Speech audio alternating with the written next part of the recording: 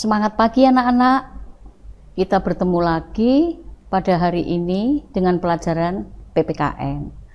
Anak-anakku sekalian, alhamdulillah semua bisa mengikuti pelajaran Bu Ati pagi ini dengan baik, yaitu materi KD 2. KD 2 ini akan membahas mengenai ketentuan Undang-Undang Dasar 1945 dalam kehidupan berbangsa dan bernegara. Seperti yang Bu Ati sampaikan pada minggu yang lalu, kalau minggu depan kalian harus membawa teks Undang-Undang Dasar 45. Coba semuanya dikeluarkan di atas meja. Sebelum pelajaran dimulai anak-anak, ini kalian Bu Ati sudah bersyukur kalian hadir semua, maka kita ucapkan syukur dengan membaca doa bersama sebelum mengikuti pelajaran pada hari ini. Berdoa menurut agama dan keyakinan masing-masing. Mulai.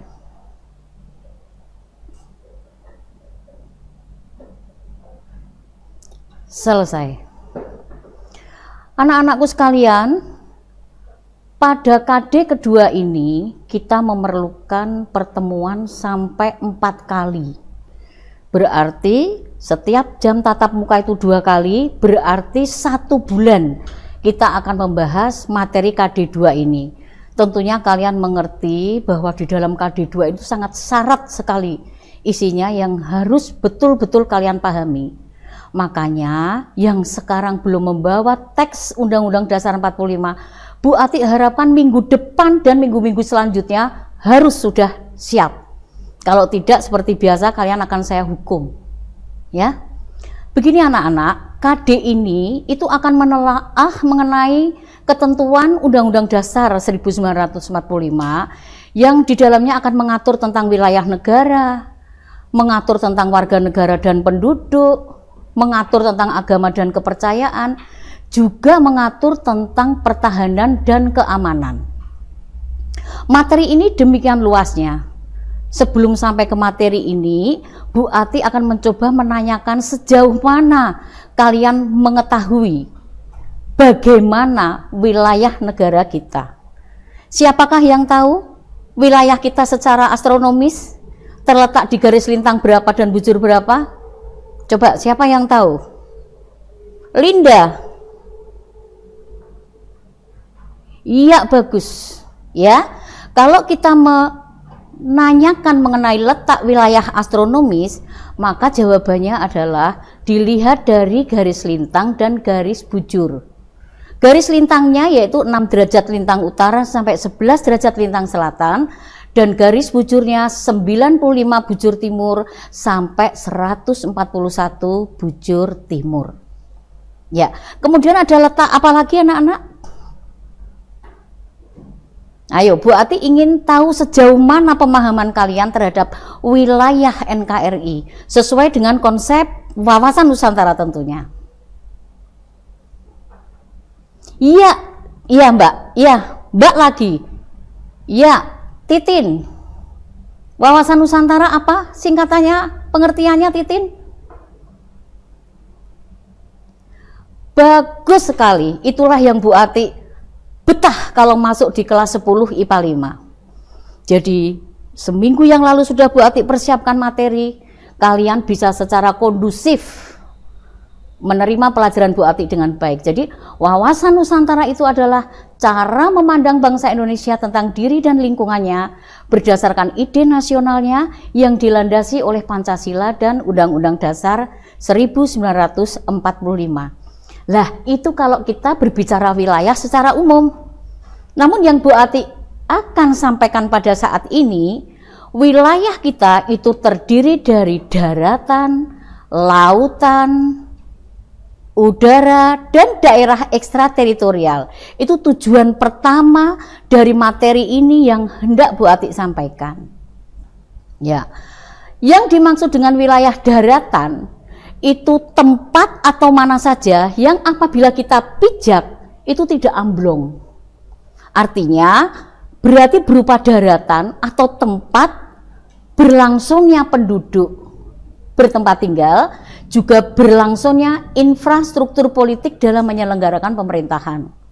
Di daratan itu ada sekolahan, ada gedung-gedung perkantoran, ada rumah sakit, dan ada tempat-tempat terselenggaranya pemerintahan suatu negara itu dijalankan.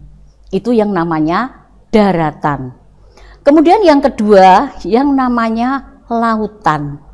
Seperti kalian ketahui yang sudah disampaikan oleh Titin tadi, bahwa negara kita itu adalah negara kepulauan.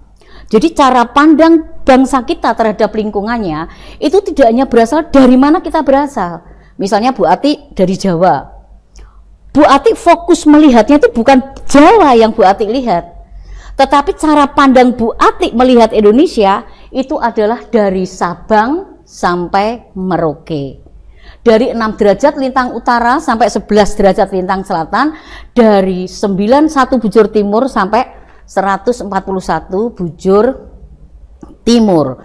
Jadi secara keseluruhan konsepsi wawasan Nusantara itu yang selalu ada dalam tinjauan kita sebagai bangsa Indonesia. Nah, seperti kita ketahui bahwa negara kita adalah negara kepulauan atau archipelago prinsip ya, berarti itu kita tarik dulu dari wilayah perairannya. Wilayah perairannya yang sudah terbentang dari Sabang sampai Merauke itu, kemudian di atasnya terdapat pulau-pulau itu, lah disitulah wilayah Indonesia. Lah bagaimana kemudian cara mendapatkan wilayah tersebut? Lah dulu pada waktu negara kita dijajah oleh Belanda, wilayah laut kita itu hanya 3 mil, anak-anak. Kenapa kok 3 mil? Karena pada saat itu tidak ada meriam atau senjata yang bisa diluncurkan untuk menembak musuh melebihi batas dari 3 mil. Makanya kemudian Belanda memasukkan itu dalam ordonansi tahun 1939, yaitu Territorial Zeeënkringen Maritim Ordonansi. Tapi setelah Indonesia merdeka tanggal 17 Agustus 45 dan kita belum membuat produk baru yang mengatur tentang wilayah kita baru ngerti bahwa wilayah yang ada dalam ordonansi 1939 itu sangat membahayakan potensi keamanan dan kestabilan negeri ini.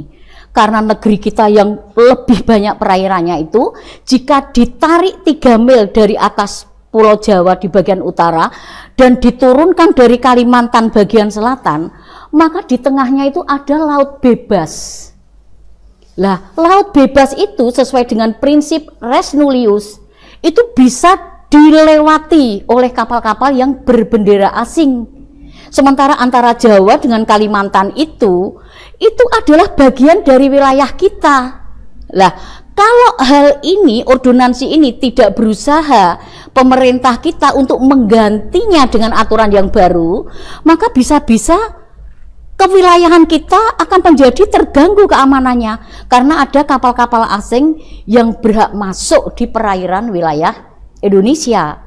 Maka kemudian pada saat kita menggunakan Undang-Undang Dasar 1950, yaitu Undang-Undang Dasar sementara, pada masa itu di bawah Kabinet Juanda kita perjuangkan ordonansi Belanda itu dengan mengeluarkan peraturan pemerintah yang baru yang akhirnya dicanangkan di dalam suatu deklarasi yang dikenal dengan nama Deklarasi Juanda. Di situ disebutkan bahwa lebar laut wilayah kita sudah tidak 3 mil lagi, tetapi sejauh 12 mil, yaitu diukur dari titik terluar pulau-pulau Indonesia yang terluar ketika air laut sedang surut. Kenapa 12 mil dasarnya? Para penyelenggara negara kita itu sudah pintar membuat undang-undang dasar, produk konstitusi dan dasar negara saja sudah lihai. Apalagi dengan membuat program untuk menyelamatkan NKRI ini. Karena setelah ditarik 12 mil, laut-laut yang berada di antara Pulau Jawa, Kalimantan, Kalimantan dengan Sumatera, Sumatera dengan Sulawesi, itu semuanya menjadi tertutup.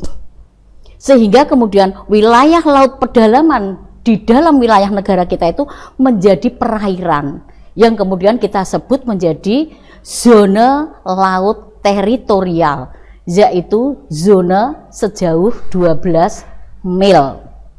Itu anak-anak. Lah, dari peraturan pemerintah yang menyangkut mengenai perarian Indonesia itu, kemudian konsep itu dijadikan lebih luas lagi untuk ditegaskan dalam suatu ketetapan MPR menjadi konsep kewilayahan Nusantara yang dikenal dengan konsep wawasan Nusantara.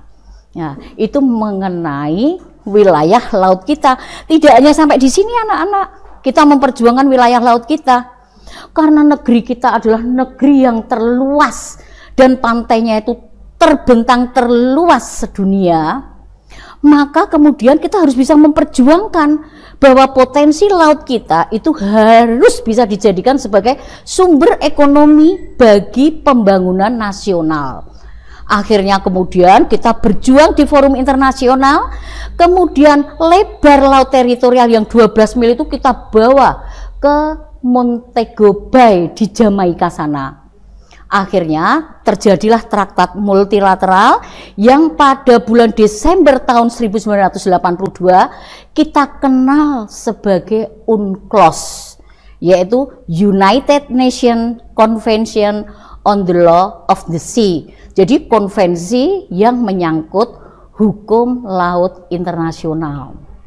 Nah, di dalam UNCLOS itu tadi, negara mana saja yang memiliki wilayah laut, negara mana saja yang mau menggunakan potensi laut sebagai modal dasar untuk membangun negerinya, mereka terikat dalam perjanjian yang dikenal dengan istilah Pakta San Servanda, yaitu suatu keadaan di mana jika seseorang atau negara telah menandatangani traktat tersebut, maka negara itu harus tunduk dan patuh kepada aturan yang dibuat. Nah, kemudian bagaimana jika ada negara yang tidak patuh? Nah, bagaimana jika ada negara yang melanggar ketentuan UNCLOS tersebut? Kita melihat ya akhir-akhir ini, bagi yang melek berita ya, kalian tuh harus melek berita. Jadi sering tidak hanya main game, tidak hanya baca komik. Sesekali melihat TV, jangan sinetron-sinetron aja, tapi kalian melihat ya sesekali berita-berita yang aktual mengenai kasus kapal-kapal Cina atau kapal-kapal nelayan Cina yang berada di Kepulauan Natuna bagian barat dan utara. Itu secara astronomis itu adalah wilayah negara kita. Dulu zamannya Menteri Kelautan Susi Susanti, mungkin kalian Susi ya, bukan Susi Susanti, Menteri Susi, itu ada beberapa kapal yang ditenggelamkan. Itu saking beraninya pemerintah negara kita untuk mengatasi kekacauan pencurian ikan di Kepulauan Natuna. Itu tidak salah yang dilakukan oleh pemerintah kita. Lah bagaimana sekarang semakin banyak pencuri-pencuri ikan itu yang melanggar batas teritorial negara kita, kenapa kok diam saja?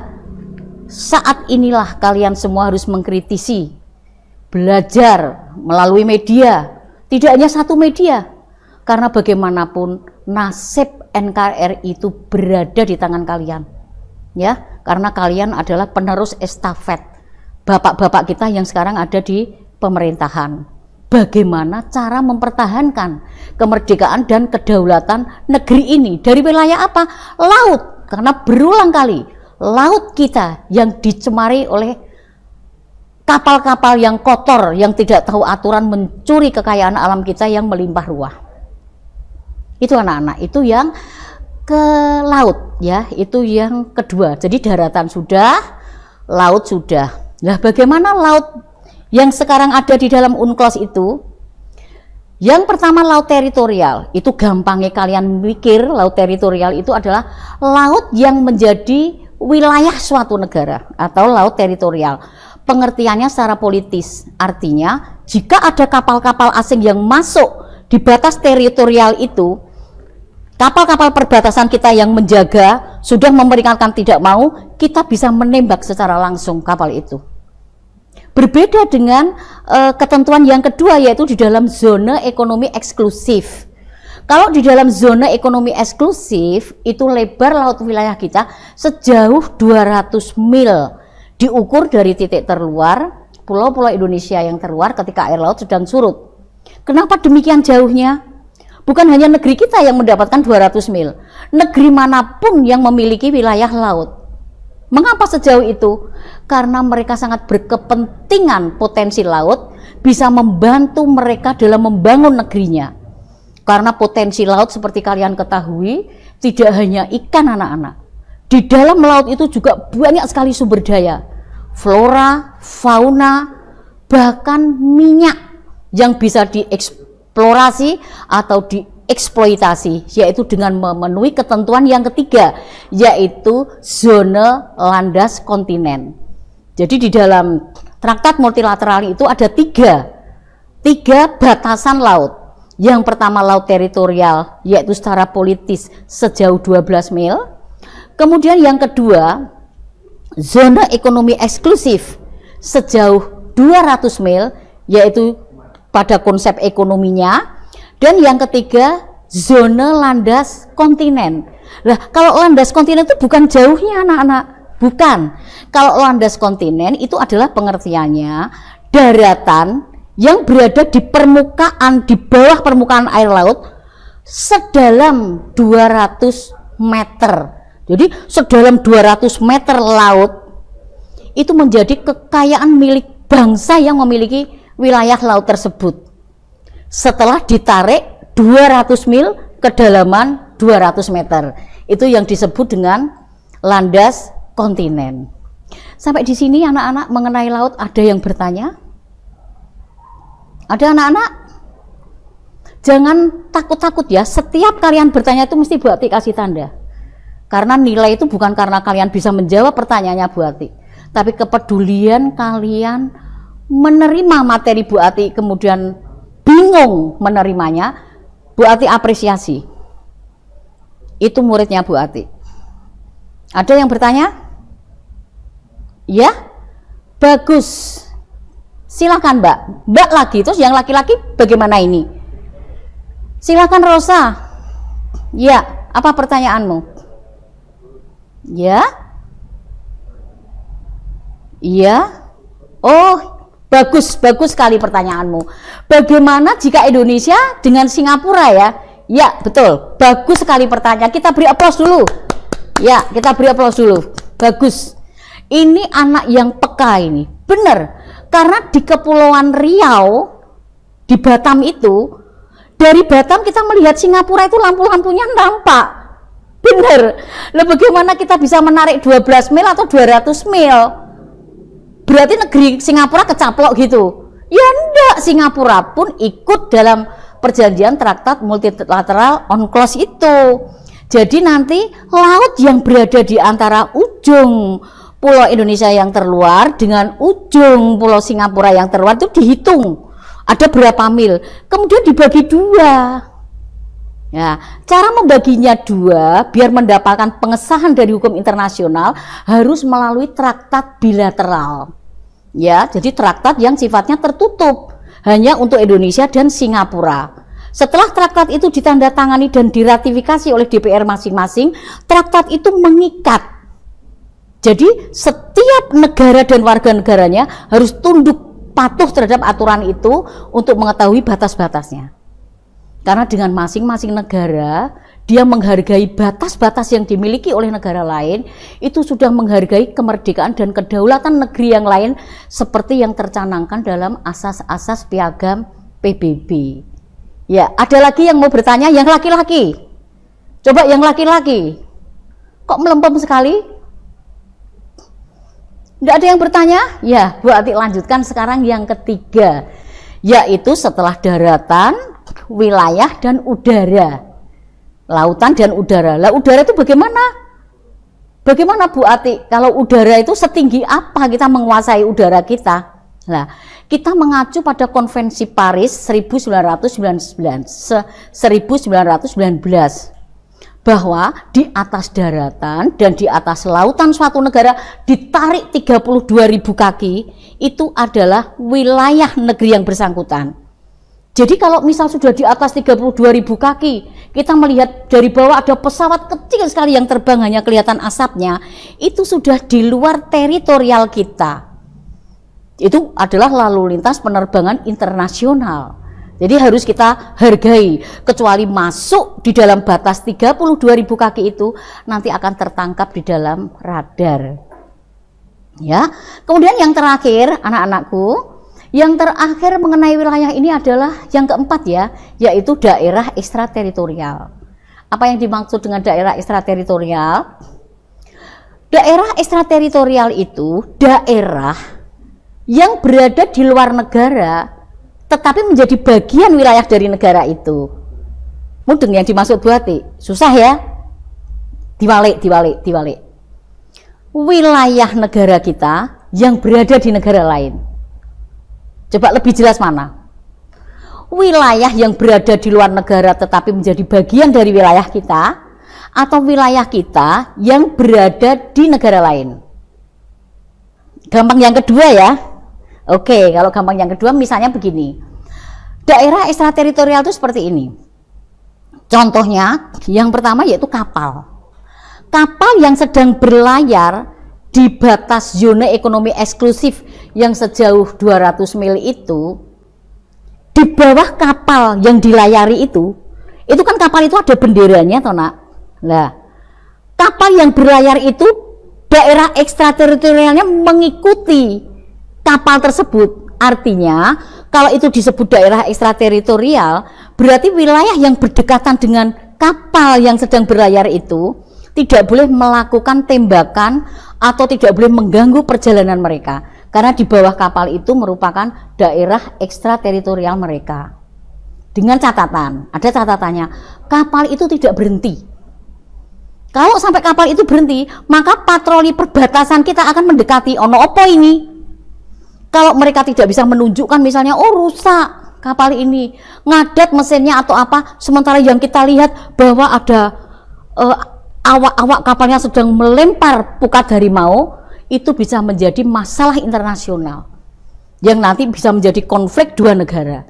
Kalau alhamdulillah kalau bisa diselesaikan dengan baik, kalau tidak bukti-bukti nyata, maka konflik itu akan kita bawa ke mahkamah internasional. Jadi mahkamah internasional nanti yang menyelesaikan. Itu contoh daerah ekstrateritorial yang pertama.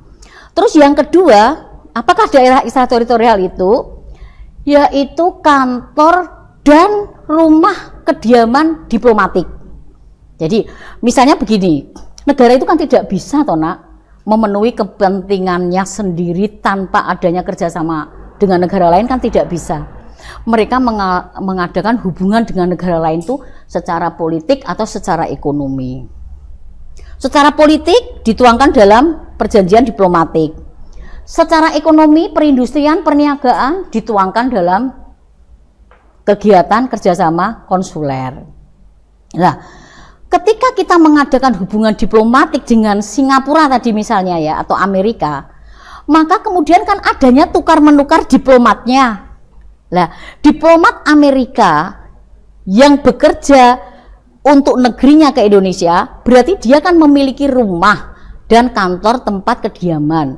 Nah, rumah dan kantor tempat kediaman itu bukan wilayah Indonesia, nak. Misalnya kalian rekreasi di Jakarta, terus kalian melihat rumah, loh kok ada rumah, kok ada bendera Amerikanya. Kamu sudah diterangkan Bu Ati, lah rumah itu bukan wilayah Indonesia atau bukan Jakarta bagi kita, tapi kantor dan rumah kediaman diplomatik itu adalah wilayah Amerika yang ada di Indonesia. Demikian juga diplomat kita yang ada di Amerika. Maka rumah dan tempat kediaman diplomat kita di Amerika itu adalah wilayah Indonesia yang ada di Amerika. Ya, ini anak-anak mengenai wilayah yang sudah Bu Ati terangkan ke kalian. Ada wilayah daratan, lautan, udara, dan daerah ekstrateritorial. Sampai di sini ada yang mau bertanya? Ada enggak? Daratannya misalnya sudah jelas, yang menyangkut daratan? Tidak ada yang bertanya. Yang menyangkut lautan? Yang menyangkut lautan ada yang bertanya? Alhamdulillah. Kemudian yang menyangkut udara? Udara sangat sederhana sekali ya. Pokoknya udara, pengertiannya wilayah udara itu di atas daratan dan lautan setinggi 32.000 kaki, itu adalah wilayah teritorial udara kita. Kemudian yang keempat adalah daerah ekstrateritorial. Nah, kemudian Kalau sudah tidak ada yang bertanya, sekarang mengenai warga negara dan penduduk. Yang kedua, jadi kalian bisa nanti mengetahui penduduk ki opo, bedane dengan bukan penduduk. Yang kedua, warga negara ki opo, bedane opo dengan orang asing. Jadi begini nak, kita layangkan minggu yang lalu, coba kalian masih ingat enggak? Bahwa suatu negara itu dikatakan memenuhi unsur berdirinya negara, itu kan ada unsur konstitutifnya. Kalian mesti sudah mengetahui ya, unsur pokoknya ada wilayah, ada rakyat, dan ada pemerintah. Jadi selalu materi itu berkait-kaitan. Yang pertama ada wilayah, sudah Bu Ati jelaskan panjang lebar tadi. Yang kedua ada rakyat. Lah, rakyat itu kan penghuni negara. Siapa saja yang menghuni negara itu jenenge rakyat. Itu pengertian secara abstrak. Lah, rakyat itu keberadaannya dibedakan menjadi 4. Ada penduduk, ada bukan penduduk, ada warga negara, dan ada orang asing. Nah, ini Bu Ati jelaskan dulu yang penduduk dengan bukan penduduk itu jelas beda. Gampangnya kalau kalian mengingat, penduduk ini sapa toh? Penduduk kuwi ya wong sing tinggal di suatu wilayah, tujuannya menetap lebih dari 2 tahun. Gampangannya gitu. Kalau kalian pengen ngapalke. Jadi, nek kamu kawet lahir ki ono ning kono, di tempat itu kamu tidak pernah pindah, usiamu sekarang sudah 16-15 tahun, berarti kamu penduduk wilayah itu. Kamu tinggal tanya sama bapakmu atau ibumu, pasti punya kakak-kakakmu punya KTP meskipun kamu belum, terus punya domisili tempat tinggal yang tetap. Lah itu sing jenengane penduduk. Nah, kalau kalian sudah mengerti pengertian penduduk seperti itu, tinggal diwalik wae, berarti nek bukan penduduk waliane itu. Berarti gimana? Ayo tunjuk jari. Kayaknya ngantuk ya kalian kalau mendengar penjelasan Bu Ati. Kalau bukan penduduk apa coba?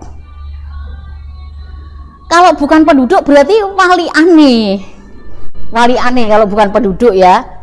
Waliane berarti dia tinggal di wilayah itu tidak memiliki tujuan menetap. Terus yang kedua, dia tinggal kurang dari 2 tahun. Kemudian yang ketiga, dia tidak memiliki domisili, tidak memiliki KTP, tidak memiliki KK, dan tinggal hanya untuk sementara waktu. Yang jelas untuk sementara waktu itu 2 tahun, karena orang kalau ngontrak, kalau kos kan mesti maksimal 2 tahun. Kalau mau lebih 2 tahun berarti harus diperpanjang lagi. Jelas anak-anak antara penduduk dengan bukan penduduk? Ya. Sekarang yang ketiga dan keempat yaitu warga negara dan bukan warga negara. Ya, warga negara dan bukan warga negara ini panjang sekali anak-anak. Panjang sekali ini. Kalian nanti harus melengkapi diri dengan Undang-Undang Nomor 12 Tahun 2006. Yaitu undang-undang tentang pewarganegaraan Indonesia. Tapi sebelum sampai ke sana, Bu Ati jelaskan dulu ya nak. Gampangannya kalian membedakan antara penduduk dengan warga negara itu seperti ini.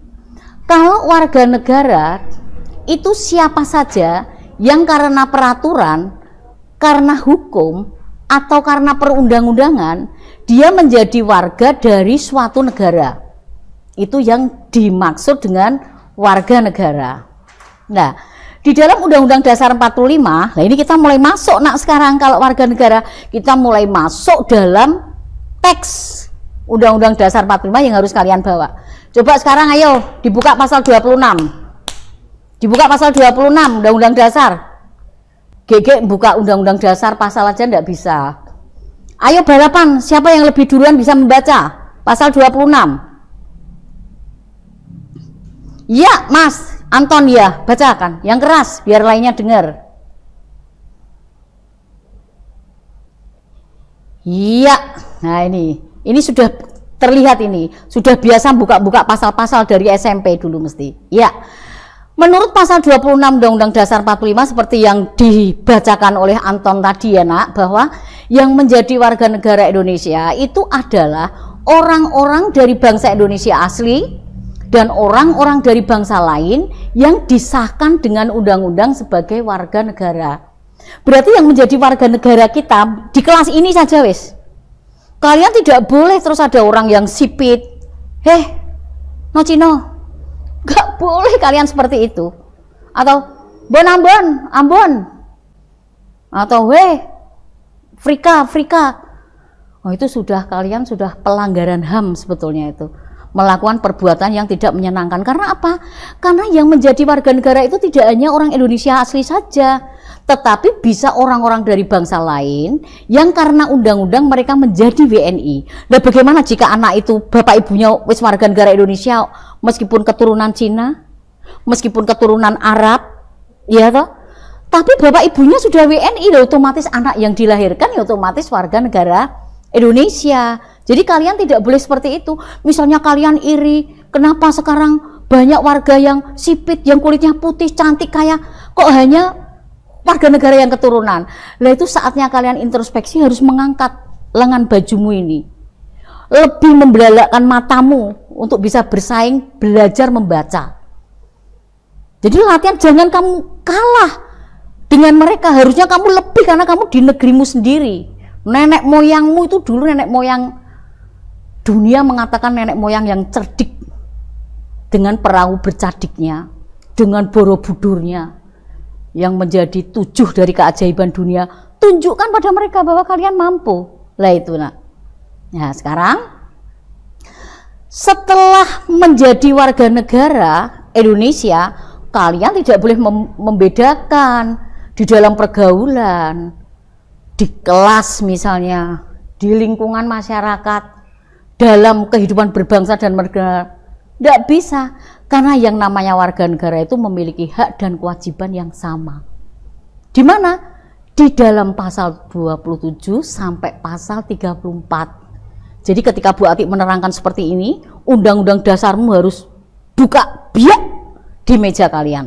Sehingga kalau Bu Ati bilang, Mbak pasal 27 ayat 1, kamu ayat 2, kamu ayat 3, sampai kalian matanya ke sana kemari golek silian, itu sudah tak ping namamu. Berarti kamu tidak memperhatikan yang telah Bu Ati pesankan. Kalian tahu cah, Bu Ati dulu ketika sekolah tidak pernah itu menghafal undang-undang dasar, tidak pernah. Tapi karena setiap guru menerangkan, membuka pasal, akhirnya Undang-Undang Dasar 45 yang terdiri dari 16 bab, 37 pasal, 4 pasal aturan peralihan, 4 pasal aturan tambahan, itu secara tidak langsung itu hafal sendiri. Kemudian dirubah amandemen tahun 99, 2000, 2001, 2002, pasal berapa saja yang diamandemen, tidak pernah menghafal, hafal sendiri. Ya, kalau kalian tidak bisa membiasakan seperti itu, kapan kalian bisa tahu konstitusimu sendiri yang mengatur kehidupan negara ini sendiri bagaimana? Nah, Bu Ati harapkan seperti itu ya nak.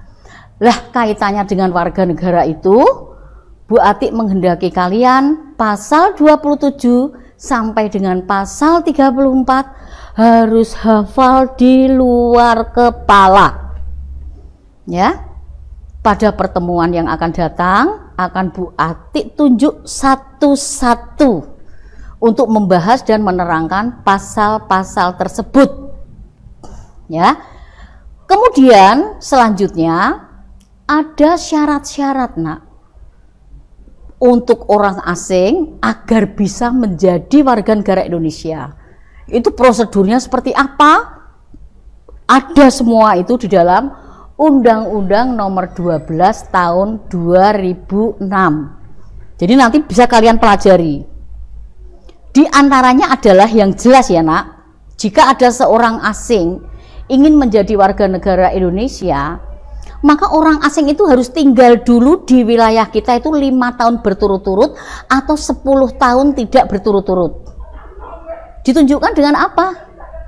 Ditunjukkan dengan paspor mereka, paspor yang dimiliki mereka. Ya.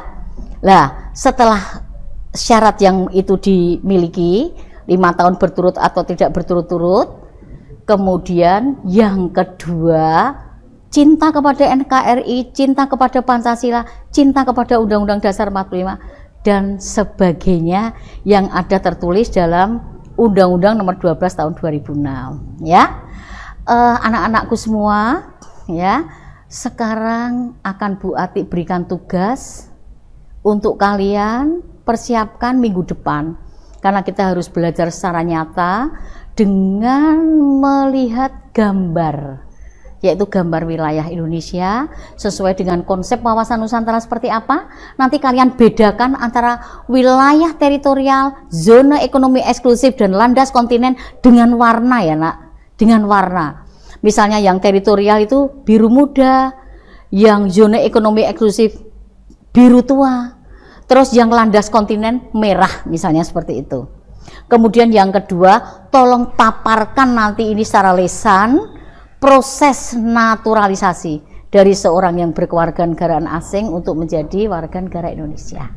Ya, pertemuan ini Bu Ati cukupkan sampai di sini anak-anak. Semoga pertemuan kali ini bisa bermanfaat untuk kita semua di masa yang akan datang. Bu Ati akhiri. Selamat siang. Assalamualaikum warahmatullahi wabarakatuh.